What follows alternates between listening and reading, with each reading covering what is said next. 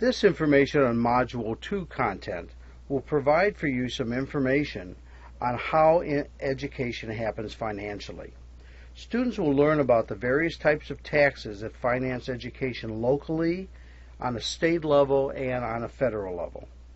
How some of the taxes are regressive and don't allow for all of the citizens to contribute equally to the education of all children. How local control has begun to be eroded by states and federal government rules, procedures, and laws. The No Child Left Behind Act, which is really known as the Elementary and Secondary Reauthorization Act, has had a major impact upon how schools are evaluated and in part funded, particularly when the school qualifies for Title I funds. It is currently being negotiated. State legislators have become more radical in providing models for schools to be taken over by private companies with less regulation.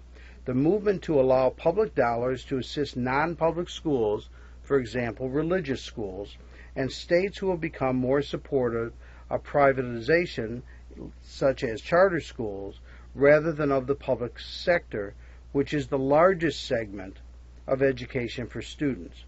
Both states and the federal government have reached out to evaluate schools and impact the way that funding is stretched across states.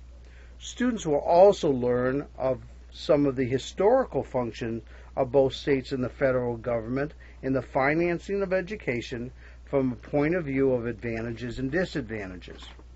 Be sure to pay attention to how the federal government has changed the way they look at education and how education has been the hallmark of more than one United States president. It has become an important issue in politics at both the state and federal levels.